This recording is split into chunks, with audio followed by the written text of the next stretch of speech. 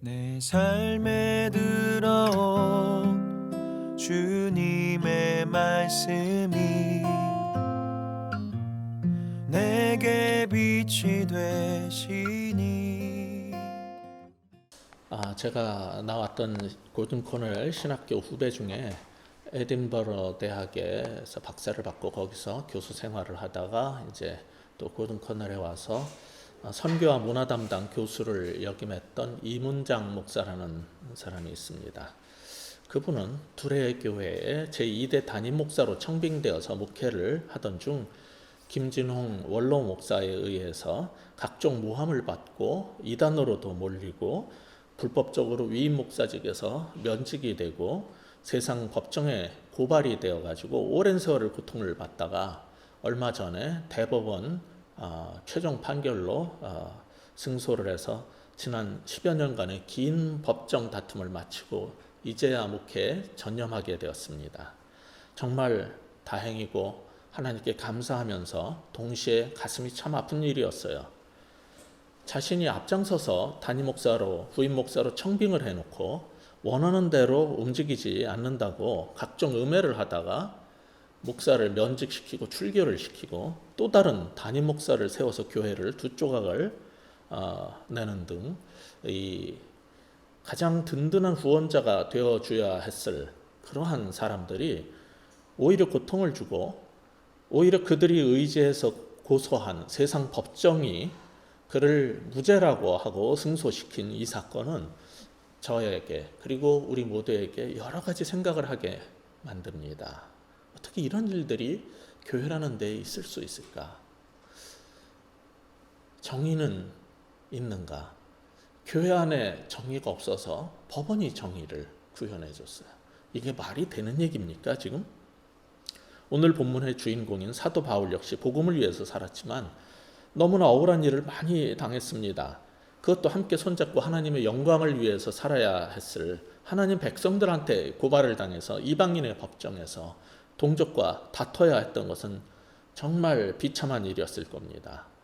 우리가 읽었던 본문 33절 후반에서 보는 것처럼 동족에 이르는 암살 위협에서 이방인인 로마 천부장이 군대를 동원해서 총독부가 있는 가이사랴로 보내주기도 했어요. 이미 21장부터 이런 아이러니컬한 일들은 계속되어 왔었습니다. 21장에 보면 동족의 위협에서 이방인 군대가 성전에서 바울을 구출해 줍니다.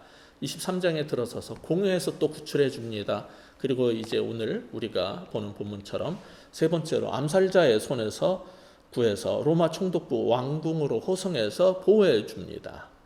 물론 이러한 일련의 사건 뒤에는 보이지 않는 하나님의 손길이 있음을 우리가 잘 알지만 표면적으로는 하나님의 백성이라는 사람들이 하나님의 종을 모함하고 죽이려 들고 이방인이 계속 구해주는 꼴입니다. 하나님의 성민이라는 유대인들은 과거에 하나님의 아들 메시아 예수 그리스도를 십자가에 처형해 죽이려고 안달을 하더니 이제 사도 바울도 죽이려고 그렇게 몸이 달아있는 걸 보면서 정말 안타깝습니다. 물론 그 뒤에는 사탄이 있지만은 왜 하나님의 백성이라는 사람들이 그런데 앞장을 서고 열심을 내는 걸까요? 하나님을 믿는다는 사람들이 왜 그렇게 하나님의 사람을 분별하지 못하고 비방하고 공격하고 죽이려 들고 주님의 일을 막는 걸까요? 그들은 자신들이 지금 하고 있는 일이 무슨 일인지도 모르면서 사탄의 도구로 쓰이고 있는 겁니다. 오늘 본문을 보세요. 천부장이 바울을 가이사랴의 총독부로 이송시켜서 암살 계획이 어그러지자 이제 유대 지도자들이 먼 그곳까지 쫓아가서 바울을 고발하면서 없애버리기 위한 법적 절차를 밟습니다. 우리 1절 보시면 닷새후에 대제사장 아나니아가 어떤 장로들과 한 변호사 더들로와 함께 내려와서 총독 앞에서 바울을 고발했다라고 되어 있어요. 여기 더들로를 우리 개역 개정 성경은 변호사라고 번역을 했지만 그 헬라어 레토르라는 단어에서 수삭 레토릭이라는 영어 단어가 나왔듯이 그는 실상은 변호사가 아니라 법정의 말쟁이요 일종의 변사임을 알 수 있어요. 변호사라면은 억울한 자를 변호하는 사람인데 더들로는 지금 억울한 바울에게 유죄를 주장하고 정죄를 요구하는 걸 보면은 이거는 변호사가 아니라 이건 검사의 역할입니다. 뭐라고 말합니까? 3절 이하 보시면은 벨릭스 각하여 우리가 당신을 힘입어 태평을 누리고 또 이 민족이 당신의 선견으로 말미암아 여러 가지로 개선된 것을 우리가 어느 모양으로나 어느 곳에서나 크게 감사하나이다. 그리고 4절에서 당신을 더 괴롭게 아니하려 하여 우리가 대강 여짜옵나니 관용하여 들으시기를 원하나이다. 그래요. 여기 더들러는 로마 행정관이 벨릭스 총독으로 인한 사회 안정과 변화의 치적을 먼저 칭송을 합니다. 이거를 아부라고 볼 수도 있겠지만은 어떤 부분은 분명히 사실이었을 겁니다. 상대를 먼저 인정해주고 존중하는 것이 훌륭한 커뮤니케이션의 출발점이고 이후에 내가 주장하고 싶은 얘기를 위해서 잘 쌓아놓는 전략일 것입니다. 악의에 의해서 분별력을 잃은 미련한 검사들만 재판관하고 이제 다투고 싸워요. 더들로는 레토르답게 어느 모양으로나 어느 곳에서나 뭐 이렇게 얘기를 하면서 크게 감사한다고 화려한 수사적 표현을 구사합니다. 그러면서 이제 긴 말로 당신을 힘들게 하지 않고 바로 논거를 시작할 테니까 너그러운 마음으로 잘 들어주세요 라고 겸양적 자세로 주장을 펴기 시작합니다. 이게 수사학으로 훈련받은 사람의 힘이에요. 근데 그 사람이 뭐라 그러냐면 5절, 6절을 보시면은 우리가 보니 이 사람은 전염병 같은 자라. 그리고 나사렛 이단의 우두머리라. 6절에서는 성전을 더럽게 했다. 이렇게 말합니다. 이 5절의 기소가 바릅니까? 바울이 유대 사회의 소요를 일으켰고 이단의 우두머리입니까? 그리고 6절처럼 정말로 성전을 어지럽게 더럽혔습니까? 유대 사회에 소란을 일으킨 사람들은 오히려 바울을 비난한 유대인 무리들일 것입니다. 그리고 성전을 더럽혔다는 것도 이미 우리가 여러 번 확인해 본 것처럼 가짜 뉴스에 의한 주장이었어요. 목사나 검사나 다 마찬가지인데 사실에 입각하지 않고 그냥 자신이 훈련된 수사과 논리적 전개와 달변으로 어떤 주장을 펴거나 상대편을 궁지에 몰아넣는 것처럼 위험한 일은 없는 겁니다. 그는 하나님의 종을 전염병 같은 자라고 비난할 뿐 아니라 해외 주재 유대인들을 다 소욕해 했다고 바울을 마치 정치적 혁명을 일으키려는 반역자처럼 몰아갑니다. 그런데 그 사회 정치적 문제에 해당하는 소요의 사유라고 된 것도 6절을 보면은 다분히 종교적인 내용뿐이에요. 로마 당국에 대한 고발은 정치와 치안 문제여야 되는데 그게 아니라는 거예요. 그러니까 이건 근본적으로 잘못된 일입니다. 8절도 보시면 당신이 친히 그를 신문하시면은 우리가 고발하는 이 모든 일을 아실 수 있나이다 하니 유대인들도 이에 참가하여 이 말이 옳다 주장했다는 거예요.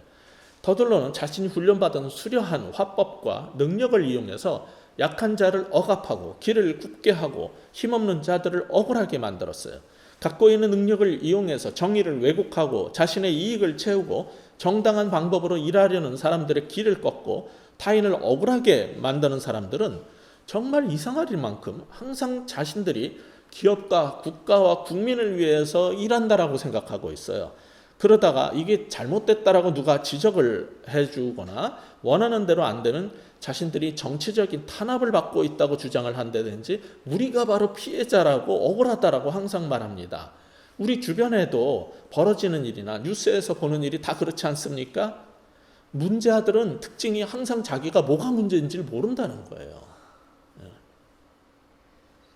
이 사람들도 마찬가지예요. 그런 사람들의 이제 혹세 무민에 휩쓸려서 구절처럼 옳다 동조하는 무리도 항상 있어요. 그런데 그런 사람들은 아무리 많이 모여서 광화문에 가든지 시청에 가든지 계속 모여서 소리 높여 목청 높여 외친다 해도 그것은 사실이 될 수가 없고 진실도 아닌 거예요.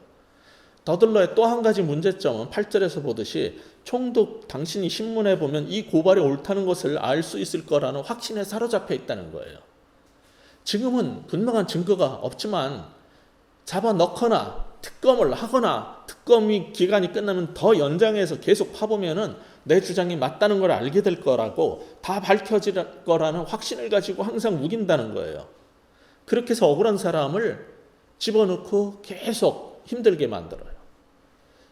이게 법정 제도는 로마 이후로 지금 우리나라도 마찬가지입니다. 증거를 가지고 기소를 하고 처벌을 해야 되는데 이 검찰들이 증거를 확보하지 않고 그냥 기소부터 하고 집어넣고 있는 거예요. 그리고 안 풀어줍니다. 가진 이유를 대고. 그리고 계속 더 구속 청구를 하는 식으로. 바울은 그런 것을 계속 당하고 있는 거예요. 이 검사가 하는 얘기가 계속 조사를 해보시면 내 말이 맞다는 걸 알게 될 거라는 거예요. 이게 말이 됩니까? 증거를 내놓고 기소를 했어야 되는 건데 당신이 더 조사해보면은 내 말이 맞을 거다라는 이러한 주관적 확신을 가지고 사람을 힘들게 하고 처형을 요구를 하는 거예요. 우리 그리스도인이라면은 이렇게 살면 안 돼요. 예수 믿고 정말 하나님께 축복받아서 좋은 머리를 가지고 법대를 가고 변호사가 되든지 검사가 되든지 판사가 되든지 어느 영역에서 어떤 일을 하든지 그렇게 살면 안 돼요. 그리스도인들은 자기의 이익을 위해서 자기 확신에 의해서 증거도 없이 사람을 모함하고 힘들게 만들고 괴롭히고 이런 일에 나서면 안 되는 겁니다. 이건 예수 믿는 사람으로서 하면 안 되는 일들이에요. 따라서 이런 사건을 보면서 우리는 어떤 교훈을 얻게 됩니까? 오늘 본문을 통해서 하나님께서 우리에게 주고자 하는 첫 번째 교훈은 이것입니다. 가진 재능으로 사실을 왜곡하는 부끄러운 사람이 되지 말아야 한다는 겁니다. 하나님이 우리에게 재능을 주셨어요. 우리가 가진 그 재능으로 사실을 왜곡하는 그런 부끄러운 사람들이 되시면 안 된다는 거예요. 그럼 이 사건에서 진실이 뭡니까? 11절부터 13절을 보면 당신이 아실 수 있는 바와 같이 그 부분은 13절까지 우리 한 목소리로 같이 읽어보겠습니다. 시작.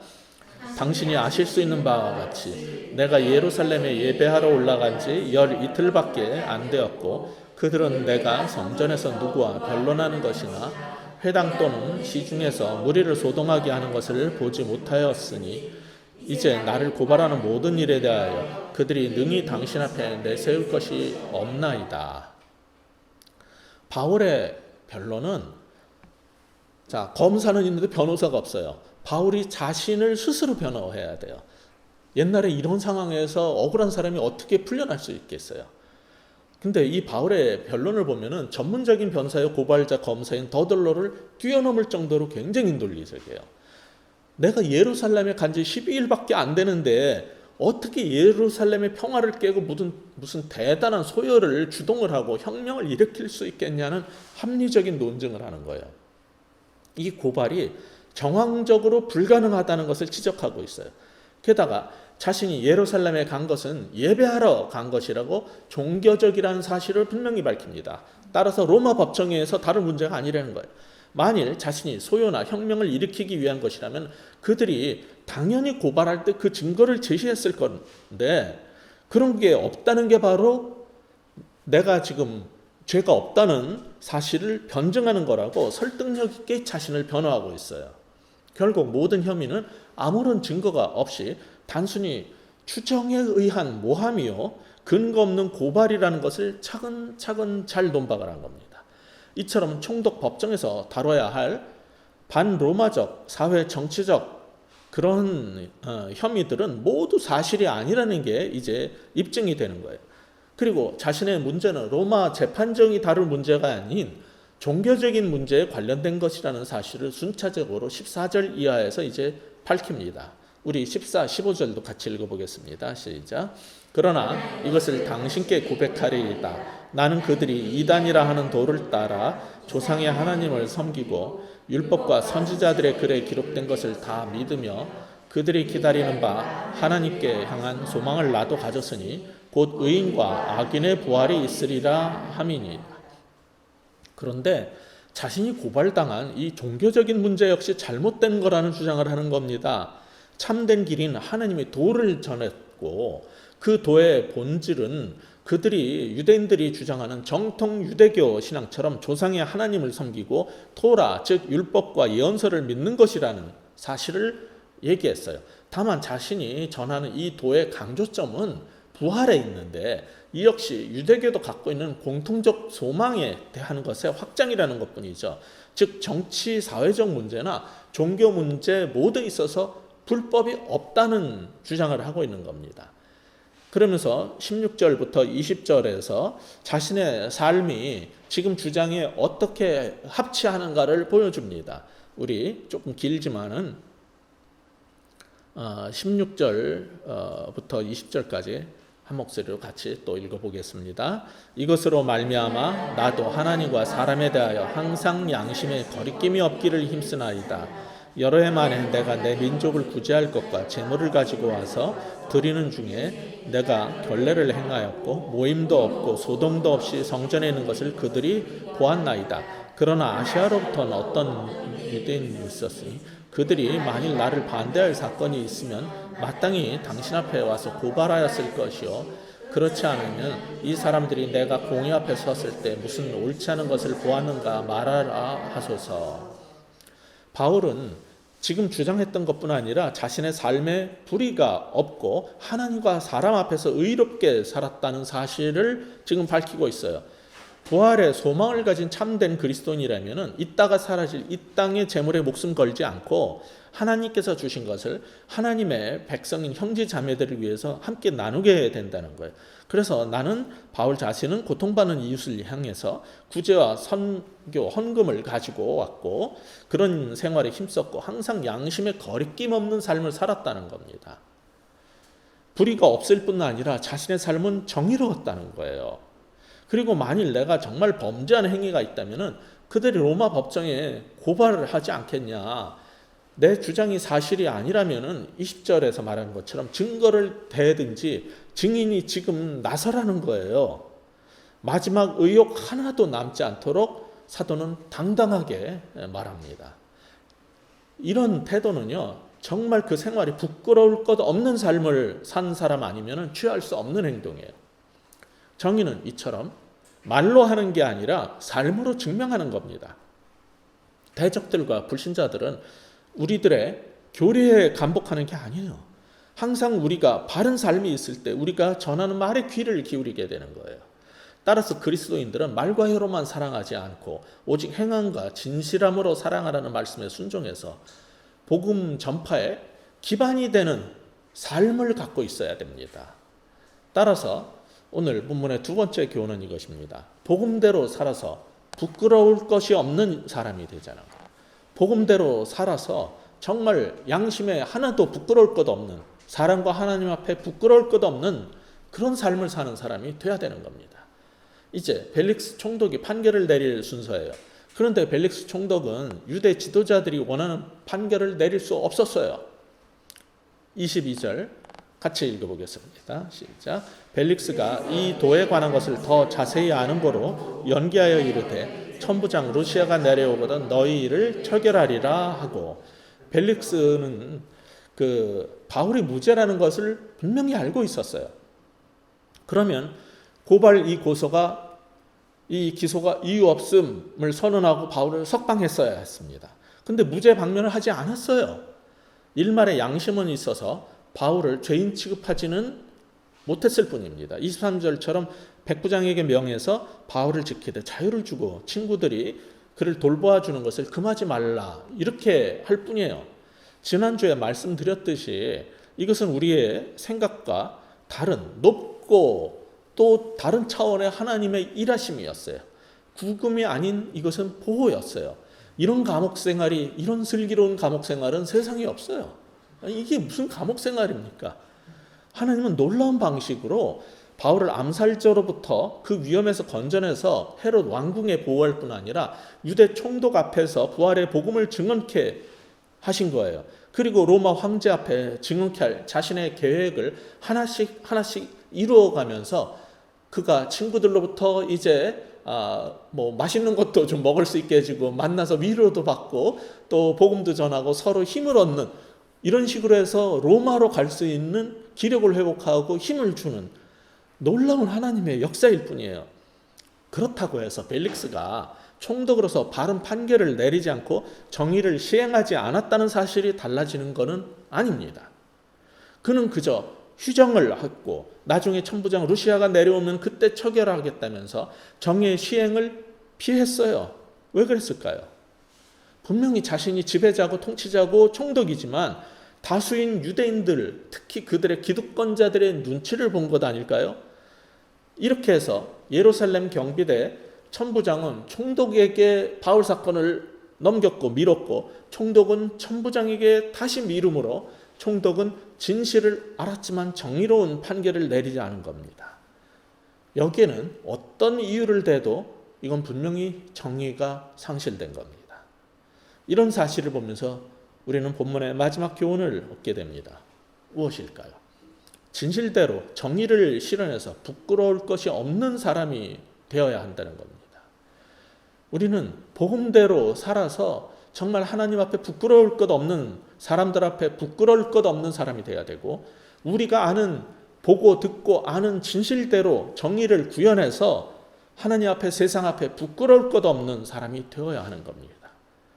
우리는 이런 일을 볼 때마다 너무나 속이 상하고 세상에 정말 정의가 있는가 의문을 갖게 돼요. 근데 도대체 정의가 뭡니까? 도대체 정의란 무엇일까요? 27살이라는 우리 재윤 형제가 몇 살이죠? 24살. 3년 후에 하버드 대학의 교수로 등용이 되면은, 아니 26세 되면 기록을 깨는 거예요. 이 마이클 샌델이라는 사람이 27세의 나이로 하버드대 최연소 교수로 임용이 됐어요. 그리고 그 학교에서 30년 넘도록 정의란 무엇인가를 강의를 하면서 하버드의 최고 인기 강자로 등극을 시켰어요. 이 사람 무슨 얘기를 하냐면은, 우리가 놀이공원에 갈 때 비싼 표를 사가지고 들어가잖아요. 그 입장권을 사서 들어가는데 모두 다 긴 줄을 서서 기다려야 되는 거예요. 반면에 몇 배 더 비싼 티켓을 사가지고 들어가면 미국에서는 줄을 안 서고 그냥 탈 수 있는데, 이게 옳으냐는 거예요. 돈 있는 사람들이 그러한 일에 합의했다고 이게 옳을 수 있냐는 거예요. 우리는 없죠. 미국에는 진료 예약권 제도가 있는데, 진료 예약권을 암거래하는 것도 이건 돈으로 새치기를 하는 거란 주장이에요. 돈 있는 사람들 일부가 합의했다고 돈 없는 사람들이 차별을 겪고 고통을 겪는 것이 이게 정의냐는 거예요. 하버드 대학생들은 그런 생각을 해본 적이 없었는데, 고등학교까지 대학이 들어와서 1학년, 2학년 때 교양 과목으로 전부 다 듣고 싶어하는 게 이 과목이거든요. 가서 처음으로 그 생각을 해보게 된 거예요. 우리가 사는 이런 방식이 정의로운 것인가? 사실 이건 뭐냐면 현대 영국과 미국 사회를 이끌어온 공리주의, 많은 사람들의 이익을 위한 공리주의, 그리고 미국식 자본주의에 기초한 자유주의와 실용주의, 미국의 프래그마티즘, 그런 것에 의해서 만들어진 게 뭐냐면 시장 만능주의예요. 거기에서 근본적 도전을 한 겁니다. 한국 같으면 이건 좌파 빨갱이로 몰렸을 텐데, 세상은 알아두세요. 그런 질문과 그런 문제를 제기한 사람들에 의해서 성숙하고 발전하는 겁니다. 그가 제시한 공동체 선이란 굉장히 높은 가치는 사실 미국 사회를 처음에 형성했던 기독교의 본질적 정신이었는데, 20세기의 미국이 그것을 상실해버렸기 때문에 마이클 샌델이 그거에 대해서 지적을 한 거예요. 오늘 우리 사회도 가진 자의 권력을 위한 미국식 자본주의 시스템화되면 안 됩니다. 그 이유는 하나님께서 항상 신경 쓰시는 돈 없고 힘없는 약자와 고아와 과부들, 그런 고통받는 사람들이 사는 이집트, 애국으로 만들고 바벨론 제국으로 만들어버리는 시스템이기 때문에 그것은 한국에다가 이것을 그대로 갖다 심으면 안 되는 거예요.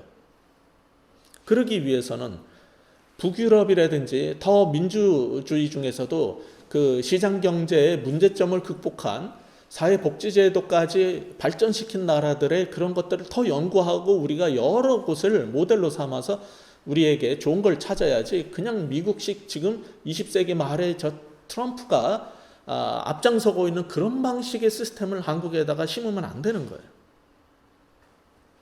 이렇게 되려면은 공동체 구성원이 각각 자기의 역할과 책임을 인식하는 게 중요하다는 게 하버드 학생들한테 마이클 샌델 교수가 주장했던 거예요. 자신의 사적 이익에만 관심을 가질 게 아니라 모두가 서로 상호 존중하면서 함께 사는 연대의식을 가지라는 거예요. 그렇지 않으면 정의롭지 못한 사회, 공동선이라는 어떤 텔로스를 추구하지 않는 세상이 되고 만다라고 그는 역설한 겁니다. 우리나라도 미국식 물질 만능주의가 지배한 후 미국이 겪었던 것과 똑같은 문제로 지금 우리가 고통을 겪고 있어요. 인간의 존엄성이 짓밟히고 원래 우리 한민족의 가치관 중 하나였던 마을 공동체성 같은 것들이 파괴돼 버렸어요. 대신 소수의 기득권자들이 자신들이 가지고 있는 돈과 권력을 무기 삼아서 자신들의 이익을 지키기 위해서 모두의 행복을 깨버리고 돈과 권력이 우리 인생의 가장 위대하고 궁극적인 목표인 것처럼 호도시키고 심화시켜 가고 있는 거예요. 근데 재밌는 건 뭐냐면은 이 정의란 무엇인가라는 책을 마이클 샌델이 쓴 게 이게 영어 책이잖아요. 근데 미국에서 10만 부 정도 팔렸는데 한국에서 200만 부 넘게 팔렸어요. 그래서 마이클 샌델이 감동을 받아가지고 한국에 와서 몇 번 강의를 하고 한국을 아주 좋게 생각을 하고 있어요. 그걸 알아주니까 자기의 주장을. 왜 그럴까요? 미국은 사회가 불공정하다라고 생각하는 사람이 38% 정도예요. 근데 우리나라를 조사해 보면 사회가 정의롭지 못하다고 느끼는 사람이 74%나 된다는 거예요. 스위스가 전 세계에서 63개 주요국의 정의지수를 조사했을 때 우리나라는 거의 밑바닥인 49위, 거의 50위 정도로 낮았어요. 63개 중에 49위라는 건 너무 낮은 거예요. 그것을 우리는 최근 체험적으로 느끼고 있는 겁니다. 일부 소신 판사들 몇을 제외하고는 권력층에 있는 판사나 검사들은 공동체의 선보다는 자신 그리고 자신과 공조하는 집단의 이익을 위해서 권력을 사용해서 판결을 한다는 것을 국민들이 이제 서서히 느끼기 시작한 겁니다. 3대 신문사, 상당수 언론의 보도 행태도 그렇고 국회 법사에서 그 법사위 가지고 요새 계속 싸우고 있는데 어떤 법안을 통과시켜야 되는데 통과시키기 전에 그것을 위원회에 거쳐야 되는데 거기서 붙잡아 놓을 것이냐 통과시킬 것이냐 국회에 올릴 것이냐 이거를 결정할 때도 그런 방식으로 결정을 한단 말이에요. 검찰에서 어떤 것에 대해서 조사해달라고 기소를 해도 안 해요. 근데 어떤 것은 기소를 안 해도 앞장서서 해요. 어떻게 그런 일들이 무슨 기준으로 벌어지는 걸까요? 이걸 국민들이 이제 생각하기 시작한 거예요. 경찰도 마찬가지고 행정부가 일을 할 거냐 말 거냐를 결정할 때도 그렇고 유치원 애들 위해서 그 유치원법 개혁하고 급식법 개정을 막는 한유총 보세요. 집단 이기주의. 의사협회도 똑같아요. 노동계 같은 이 모든 이익 집단들 그리고 기업과 정치권의 행태는 물론 우리 개개인도 조금만 힘이 있으면 자기보다 약자인 경비원들 상점의 판매원들을 괴롭혀요. 이런 걸 보면 과연 이 사회에 공동체 전체의 선을 추구하는 정의가 존재하는가 묻지 않을 수 없는 겁니다. 그래서 정의란 무엇인가에 대해서 관심을 갖던 차에 마이클 샌델 교수의 책이 번역돼 나오니까 그냥 베스트셀러가 돼버린 거예요. 그리고 정의로운 사회에 모두가 관심을 갖게 됐어요. 그래서 이전에는 선거 안 하던 사람들도 이제 선거에 참여를 하기 시작한 거예요. 오늘 본문 사건으로 다시 돌아가 보면은 벨릭스 총독은 바울이 무죄라는 사실을 알았지만 자신이 통치하는 유대 사회의 지도자들인 제사장과 장로들의 눈치를 보면서 그를 풀어주지 않고 계속 감금해 놓았습니다. 아무리 로마 제국이 보낸 총독이라도 속주 유대의 힘 있는 기득권 세력과 척을 지면 힘들어진다는 것을 정치적으로 알았기 때문이에요. 그래서 지금도 누군가는 억울한 누명을 쓰고 옥살이를 해야 하는 겁니다. 바울뿐 아니에요. 요새도 그래요. 화성 연쇄 살인 사건을 수사하던 경찰은 의지할 것 없고 힘없는 소마비 청년을 범인으로 몰아가지고 한평생 젊음을 감옥에서 썩게 만들었어요. 그리고 사건을 해결한 공으로 상도 받고 진급하고 잘 살았겠죠. 이처럼 우리 주변에는 여전히 정의롭지 못한 일이 계속되고 있어요. 우리 믿는 사람들이 있는 곳에서라도 그런 일은 이제 사라져야 되는 겁니다. 그리스도인이 경찰이 되고 검사가 되고 판사로 있는 곳에서는 하나님의 공의와 하나님의 정의가 실현돼야 되는 거예요. 그리고 우리가 교사로 가르치고 우리가 일하는 회사와 직장에서도 정의와 하나님의 사랑이 자리를 잡게 해야 됩니다. 물론 마이클 샌델이 그렇게 외쳤던 공동체의 선이라는 것에 대해서 어떤 사람들은 그런 정의 혹은 궁극적 가치 또는 텔로스라고 말하는 이런 것들이 처음부터 있는 것인지 그리고 그것이 있다면 그것은 모든 사회에 공통적일 수 있는 건지 의문을 제기합니다. 그러나 우리 기독교인들의 관점에서는 그 답은 너무나 단순하고 명료해요. 알파요 오메가이신 하나님의 뜻, 그리고 하나님의 목적이 성경에 분명히 계시되어 있고, 하나님은 모두에게 하나님의 그 궁극적 뜻 텔로스에 대해서 순종할 것을 요구하고 있기 때문입니다. 이건 얼마나 감사한 일입니까? 더 이상 우리는 헷갈릴 필요가 없고 의문을 가질 필요가 없고 명백한 기준도 성경이 제시하기 때문입니다. 안타까운 거는 일부 부유층 보수 기독교인들과 목회자들이 그걸 왜곡한다는 거예요. 더 많은 돈을 갖고 더 큰 권력을 갖고 더 넓고 큰 땅과 건물을 갖는 것을 성공이라고 호도를 하고, 마치 하나님도 우리의 세상적 성공을 위해 존재하는 분인 것처럼 만들고 기독교를 물질 만능주의적인 세속 종교로 바꿔쳐 버렸어요.